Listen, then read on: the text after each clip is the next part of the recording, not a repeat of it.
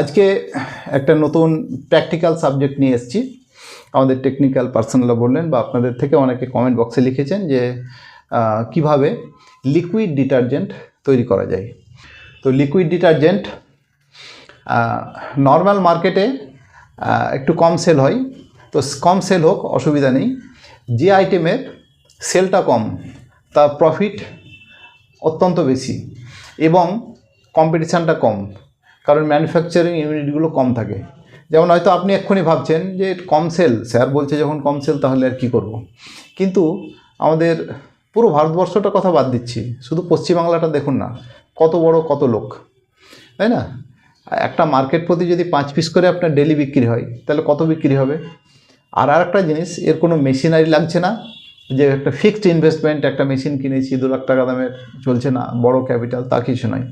Just একসঙ্গে আপনি যেমন toilet cleaner, liquid blue, hand wash, dish wash করতে পারবেন, তার সঙ্গে একটা লেভেলের ইমপ্রেশন আপনি দিয়ে দেবেন।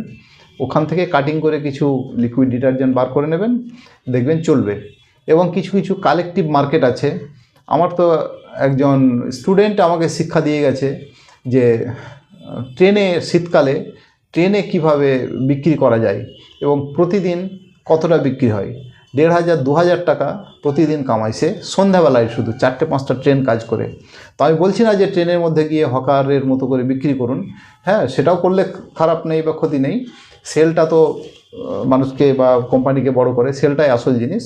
তো এরকম বহু কালেকটিভ মার্কেট আছে। শুনেছিলাম রাইস মিলে লাগে, তারপর আপনার যে সমস্ত জিন্সের প্যান্ট কারখানা, এগুলো কালেকটিভ মার্কেট আছে, এগুলোতে পাওয়া যাবে। আর নর্মাল মার্কেটে শীতকালে প্রচুর সেল হয়, আর এটার অত্যন্ত লাভ। এবং আমার এখানে ইতিমধ্যে বেশ কয়েকজন স্টুডেন্ট করছে, করে বিক্রি করছে অন্যান্য প্রোডাক্টের সঙ্গে।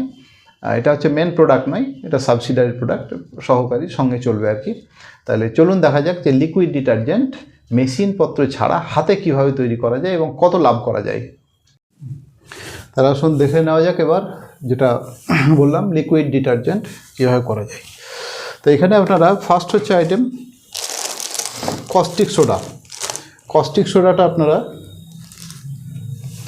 পরিমাণ মতো নিয়ে নেবেন, খুব কম।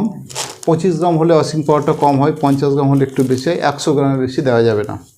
তো আমি জাস্ট অল্প সামান্য কস্টিক সোডা নিলাম। আর আপনার এতে কস্টিক, যে কোনো ওয়াশিং ক্লিনিং প্রোডাক্ট তৈরি করতে গেলে আপনার কস্টিক সোডার সঙ্গে মিনিমাম ডবল জল দিতে হবে, ডবল জল। এবার আপনার দ্বিগুণ দিতে পারেন পরিমাণে, 3 গুণ দিতে পারেন, 4 গুণ দিতে পারেন, কোনো অসুবিধা নেই, কিন্তু সেটা প্রোডাক্ট বুঝে দিতে হবে আপনাকে। তো এখানে আমরা যেটা দিলাম এটার 4 টাইমস ওয়াটার দিয়ে দেবো। তো 25 গ্রাম এখানে কস্টিক সোডা নিলাম, 4 টাইমস ওয়াটার।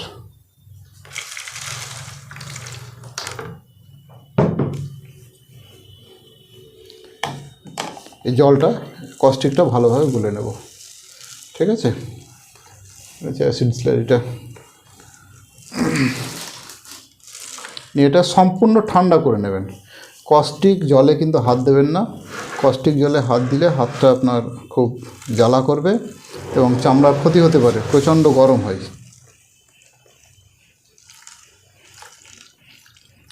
সবচেয়ে ভালো হয় কস্টিক জলটা আগের দিন আপনারা ভিজিয়ে রেখে দেবেন। আমরা এখানে দেখানোর সুবিধার জন্য সঙ্গে সঙ্গে দিলাম, কিন্তু আপনারা এটা মিনিমাম 3 ঘন্টা 4 ঘন্টা এটা রাখতে হবে। আপনারা আগের দিন এটাকে গুলে রাখবেন। কস্টিক সোডা বিভিন্ন ক্লিনিং পাউডারে, ক্লিনিং প্রোডাক্টে ইউজ হয়। সাবান শিল্পে প্রচুর লাগে, বাটি সাবান বা ওয়াশিং সোপ কস্টিক সোডা ছাড়া হয় না।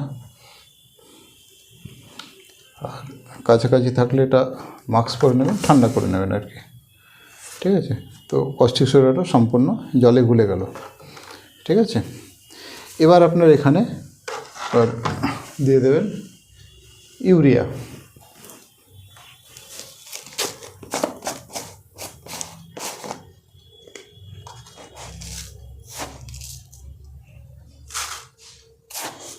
জমিতে যে সার হিসেবে ব্যবহৃত হয় সেই ইউরিয়া। কস্টিক সোডার অন্তত 5 গুণ দিতে হবে ইউরিয়া। 1 কিলো তৈরি করতে গেলে আপনার 500 গ্রাম দিতে হবে কম করে। আর ইউরিয়া জানেন আপনারা জলে দিলে প্রচণ্ড ঠান্ডা হয়। ইউরিয়াতে যদি হাত দেন কোনো অসুবিধা নেই, কিন্তু কস্টিকের জলের সঙ্গে ইউরিয়া দিলে তখন কিন্তু আর হাত দেবেন না।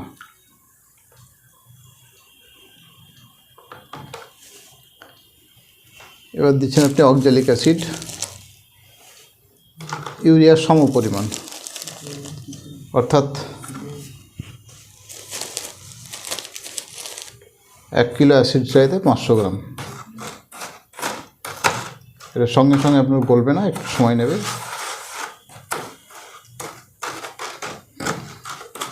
আর এটা কিন্তু আপনারা দেখবেন ওপেক কোনো প্লাস্টিক বোতলে, ওপেক বলতে গেলে যেটা দিয়ে আপনার আলো পাস হয় না, এই টাইপের প্লাস্টিক। আর যেটা ক্লিয়ার প্লাস্টিক সেটা দিলে কিন্তু তলায় জমে গেলে ওটা দেখা যাবে। এই জন্য বড় বড় কোম্পানিগুলো দেখবেন সব যাদের লিকুইড ডিটারজেন্ট আছে কেউ কিন্তু ক্লিয়ার বোতলে দেয় না। লিকুইড ডিশওয়াশটা দেবে ক্লিয়ার বোতলে, কিন্তু লিকুইড ডিটারজেন্টটা দেবে আপনার একটা হেজি টাইপের বোতলে, যাতে আলো পাস হয় না। অর্থাৎ আপনার তলায় বসে যাওয়াটা কাস্টমারের চোখে খারাপ লাগে, তলায় বসে যাওয়াটা ধরা পড়ে যাবে বলে। আর তলায় আপনার না বসলে হবে না, কারণ এটা ওর মধ্যে ওয়াশিং পাওয়ারটা থাকে।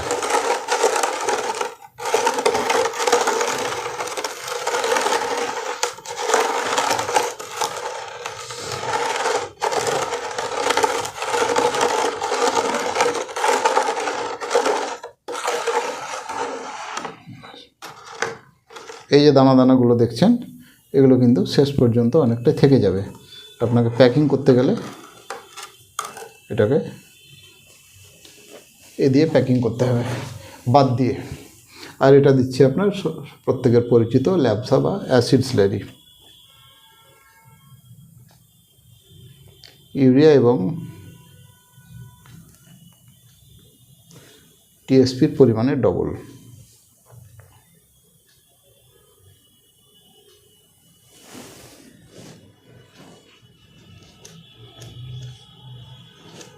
সম্পূর্ণ মিশে যাবে কিছুক্ষণের মধ্যে।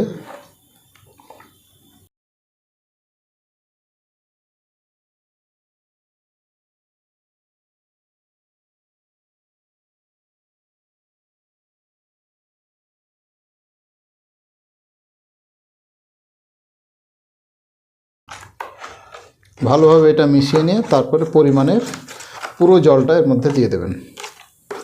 পুরো জলটা দিয়ে দিলে সম্পূর্ণটা দেখবেন একটু ঘোলাটে কালারের হবে। ঘোলাটে কালারের হওয়ার পরে অন্তত এটাকে 4 ঘন্টা রাখতে হবে। 4 ঘন্টা রাখার পরে বোতলে ভরে নিতে পারবেন। 4 ঘন্টা রাখলে পরে জিনিসটা একদম ক্লিয়ার হয়ে যাবে। দেখছেন কত ঘন হয়েছে একদম।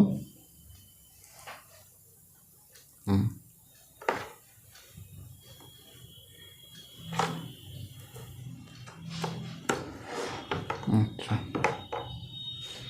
বাদ বাকি পরিমাণের বাকি জলটা দিয়ে, আর সঙ্গে আপনারা বিভিন্ন কালার করতে পারেন। তো নর্মালি ব্লু কালারটাই বেশিরভাগই চলে সাধারণত। কালারের পরিমাণ কিন্তু খুব কম, 100 কিলোতে মাত্র 30 গ্রাম। হালকা ব্লু হবে, জাস্ট অল্প একটু দিলাম আমি। অ্যাসিড ব্লু ইউজ করবেন, যে কোনো ব্লু ইউজ করা যায় না।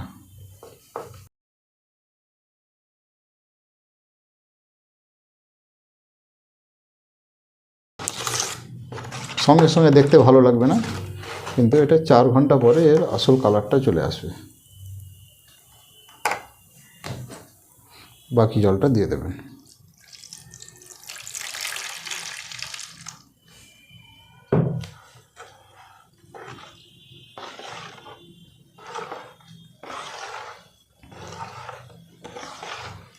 যেহেতু এর মধ্যে কস্টিক আছে, কস্টিক খুব দ্রুত জলের সঙ্গে মিশে যায়, অ্যাসিড স্লারি আছে, ফলে জলটা খুব দেরি হবে না, সঙ্গে সঙ্গে মিশে যাবে।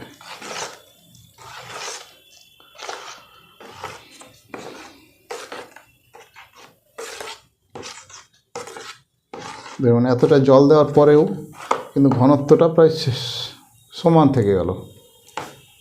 তাই না, কোনো পাতলা হলো না। এই যে পরিমাণ দেখছেন, এর ডবল জল দেওয়া যাবে।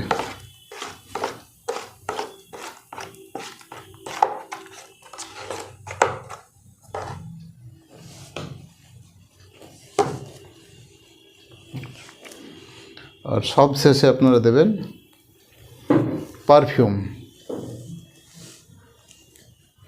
এর মধ্যে আপনারা পারফিউম হিসাবে শুধুমাত্র ল্যাভেন্ডার পারফিউম ইউজ করবেন।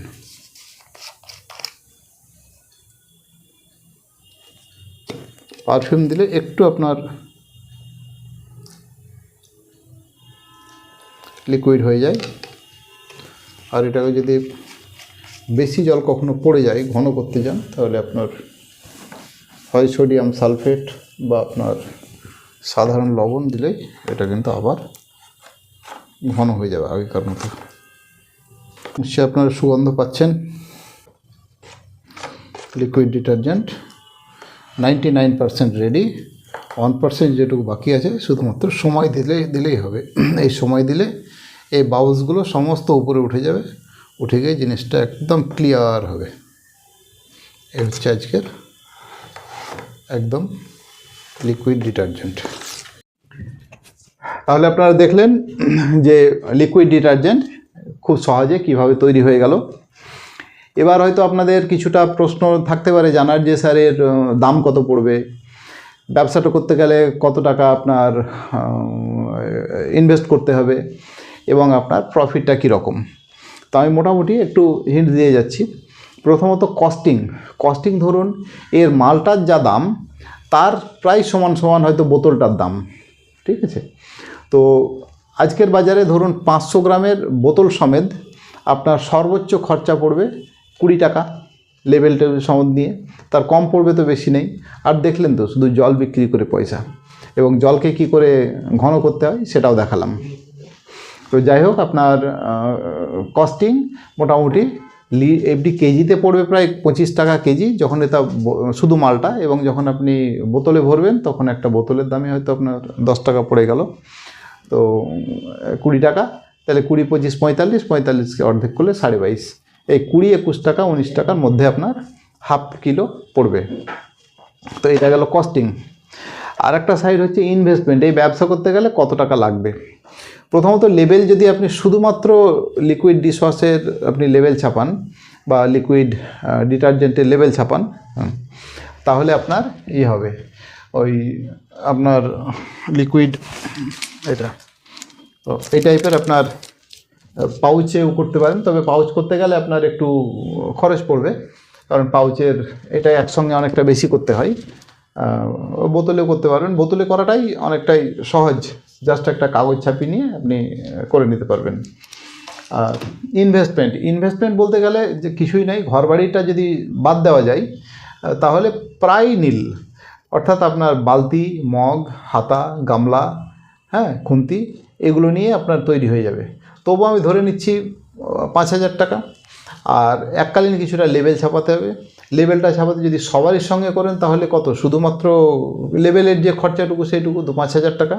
অর্থাৎ 1,020 টাকা নিয়ে যদি আপনি নামেন, তাহলে র মেটেরিয়ালস সহ 20-25 হাজার টাকাতে, ইনক্লুডিং আমার ট্রেনিং ফিজ সমেত 20-25 হাজার টাকাতে আপনার ফিক্সড ইনভেস্টমেন্ট, রেকারিং ইনভেস্টমেন্ট অর্থাৎ ওয়ার্কিং ক্যাপিটাল, প্যাকেজ, র মেটেরিয়াল সমস্ত ধরে 20-25 হাজার টাকার মধ্যে শুরু করা যাবে।